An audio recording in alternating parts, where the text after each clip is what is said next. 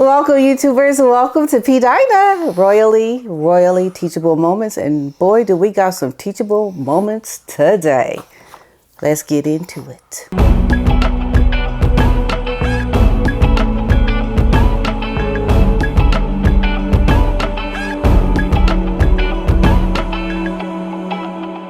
We're in a pivotal moment right now, folks. Pivotal. When it comes to this Sussex brand learning and doing the right thing, because this is a do or die moment. And what happens on the other side of the choices that this couple makes is going to determine so much. So what am I talking about? Well, Harry and Meghan crisis plan. They are looking to come back stronger than ever. So when were you strong? I guess is the point. We need to figure out, okay, was that when you were actually in the House of Windsor, or was it when you first came back from England and living in California for the first time, or when you were in Canada? Like, when were you at your highest point? I don't think that they've ever really truly been at their highest point of anything. They've been searching, looking, finding it. The only time that they were really at their highest point was when they were living in the royal household or a part of the royal family, doing their duties as royals. And the public loved them. People were happy to see Meghan come into the fold, but all the conniving just threw things into chaos. And that's why they're in this position that they're in now. They have had a lot of scrutiny within their branding. They've had a lot of scrutiny about how they have done things, and they've been the butt of jokes.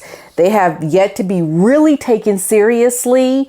They had a chance to really be beloved here in America when they first came over here, but they squandered it in their quest for celebrity, and Meghan wanting to try to be like Diana with this Oprah interview and just importance that she thought she had.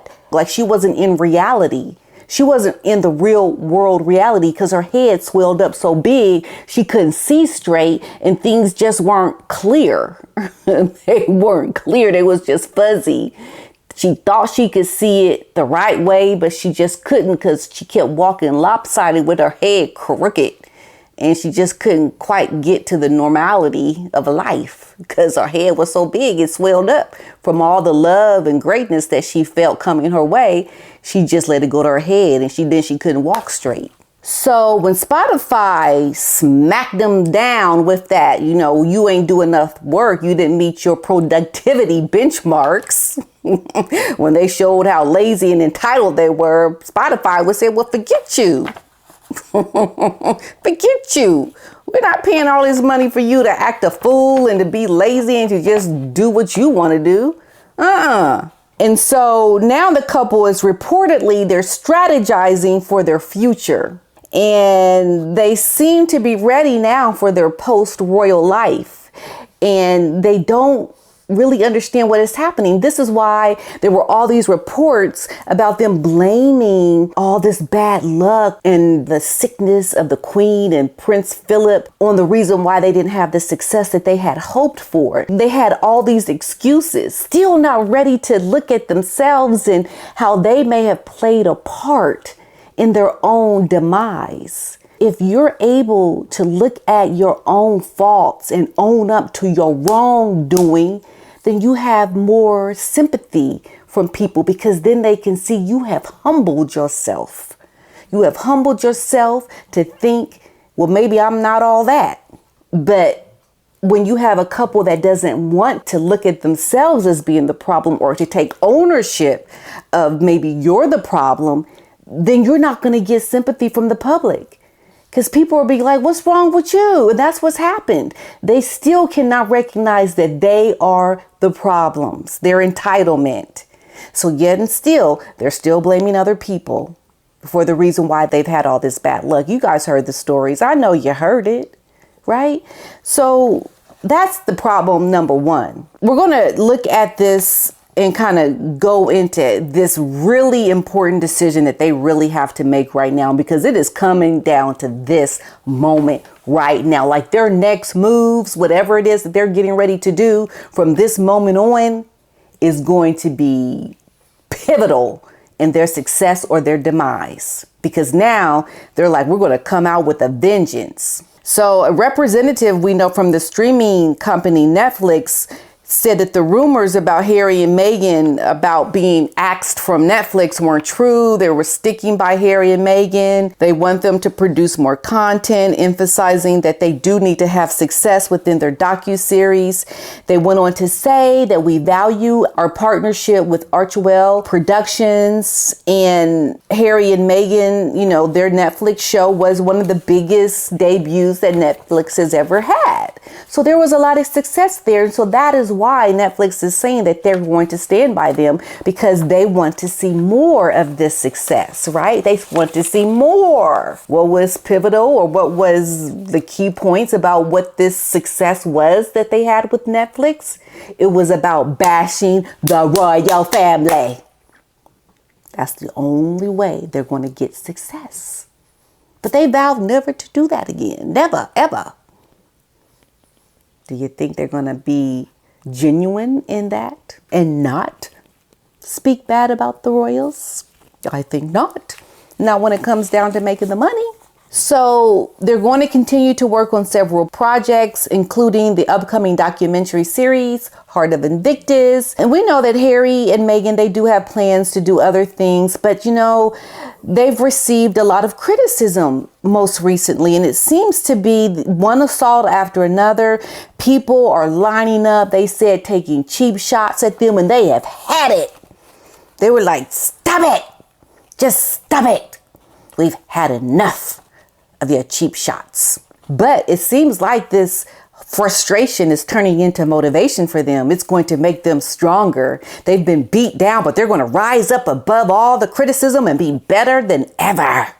Well, we know what that means. More of the same of what we've gotten before, because you're not going to get success without what you've done before. How can you top what you have already done?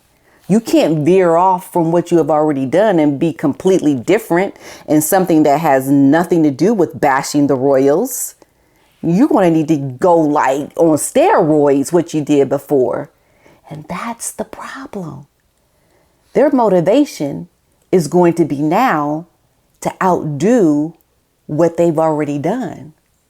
And that is bashing the royals. This is a telltale sign that they want the success.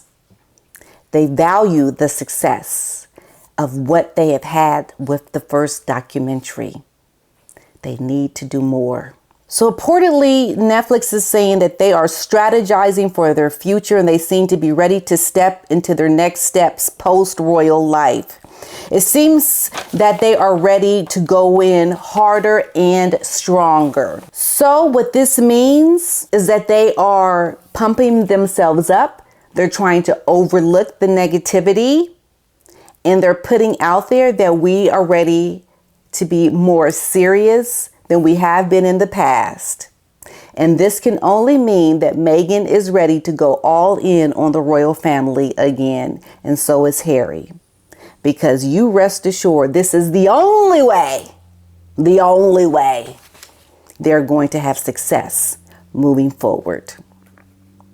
Speaking of which, Meghan has said that there have been some calls for her to participate in an event in Italy, that they have been really trying to get her confirmed.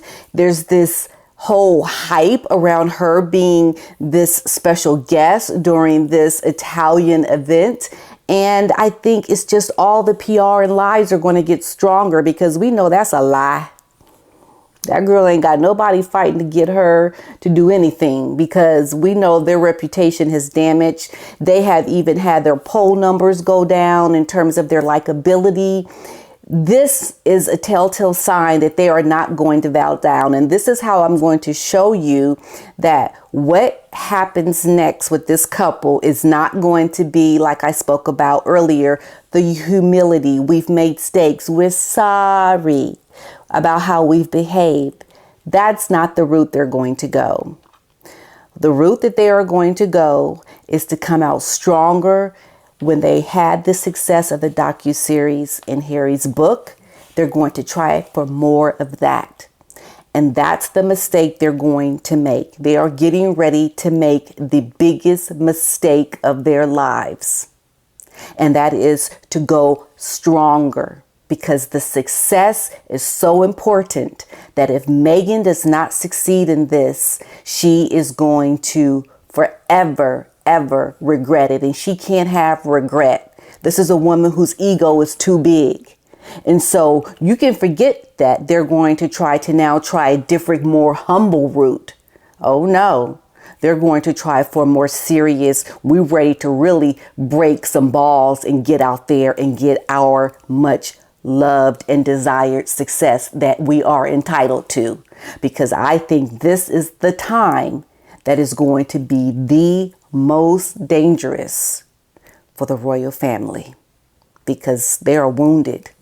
And ain't nothing like a woman scorned. She getting ready to go full blow after the royal family. And I think, Harry, you better just go ahead and count yourself in with that, because she getting ready to come after you too, bro. Oh, yes. You sleeping with the enemy. Oh, yeah. Did you hear that Christopher Boozy's Twitter account has been taken down?